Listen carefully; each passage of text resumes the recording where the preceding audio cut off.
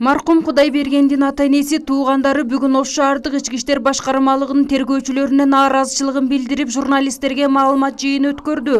Алар адам өлтүргөн шектүүгө, адам өлтүрүү беренеси боюнча кылмыш иши козголбой эле туура эмес иш козголгондугун айтышат. Үй бүлөдө эң чоң балам 22 жашка чыгат эле жакында. Балам эң акылдуу, эң эстүү, 5 убак намаз окуган жакшы балдардын бири болгон. Баламды эмнеге бирөөлөр өлтүрүш керек? Бирөөнү бирөө өлтүрүшкө акы жок. Ар ким өз ажалы менен өлүш керек. Эч ким бирөөнү өлтүрүшкө, бомушту дагы, башканы дагы акы жок бул жерде. Менин балам мечитке чыккан малда саат 8-де чыккан.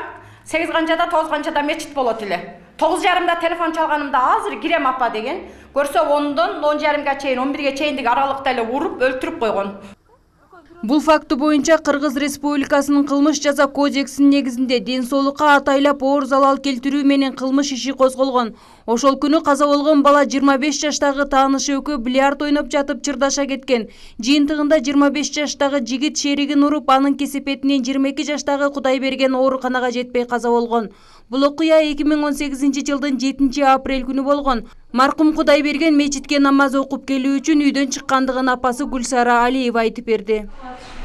Туура жанагы экспертиза чыккан эмес. Биз 97-ге эмес, 97-нин экинчисине өткөрүп бердик эмес. 97-де ушундай эле 104-тө экен. Статьясы дагы, жылдары дагы.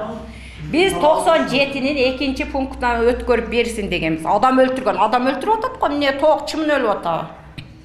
Жабырлануучу тарап 97-чи берене менен кылмыш иши козголуусун тергөөчүлөрдөн суранган. Бирок Ош шаардык ички иштер башкармалыгы буга жүйөлүү себептер бар экендигин айтат. Тергөөдө иликтөөнүн натыйжасында шектүү атайлап өлтүрбөгөндүгү аныкталган. Ошол себептен улам 104-чи берененин 4-бөлүмү менен гана иш козголгондугун айтат. Бул кылмыш ишин Ош шаардык прокуратурасында бир нече жолу текшерип, кылмыш ишин козгоо боюнча беренелерди дагы алар менен макулдашылган соң коюлган. Азыр эми 8 майда бул кылмыш иши боюнча иликтөө иштери аяктап, Ош шаардык сотуна кароого жөнөтүлдү. Бул багытта бул иште акыркы чекитти ушу сот органдары коюшат. Отурбаңыздар, саламатсыздарбы? Сот бүгүн түшкү саат 2-де башталды.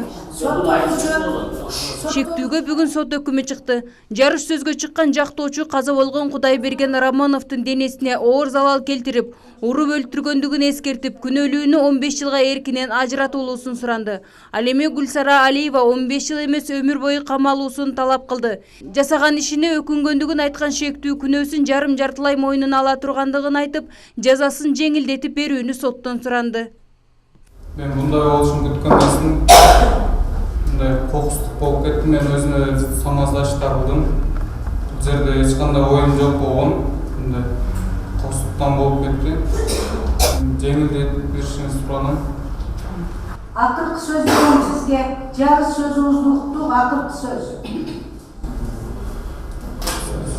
Адилет чечим берсиз, ошо суранам. Сотту алып барган Марапат Жалалова жарым сааттык соттуу кеңешмеден соң бир канча версияларды карап чыгып чечим чыгарды. Тергөөдө маркумду атайлап өлтүрбөгөндүгү үчүн жана мурда соттолгон эмес деп шектүүнү 13 жылга эркинен ажыратты. Ал жазасын күчөтүлгөн тартипте өтөй турган болду. Ошондой эле моралдык жана материалдык чыгымдарын эсептеп, маркумдун апасына жалпы 1.300.000 сом төлөп бере тургандыгын милдеттендирди. Шерматов Нурсултандан Алиева Гүлайдын пайдасына материалдык кеткен чыгым 380.000 сом, ал эми кылмыштын натыйжасында келтирилген моралдык чыгым 1 миллион сом. Жалпы 1.380.000 сом акча каражаты өкүм мыйзамдык күчүнө киргенден кийин өндүрүлдү.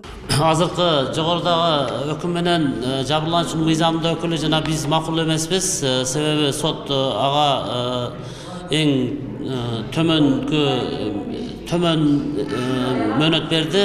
Бул берене боюнча биз тергөөгө да, сотко да, прокуратурага да кайра тергөөгө жөнөтүп, Кыргыз Республикасынын 104-чү беренеден Кыргыз Республикасынын кылмыш жаза кодексинин 97-чи берененин 2-бөлүмүнө өткөрүү жөнүндө өтүнүчтөрдү тапшырганбыз.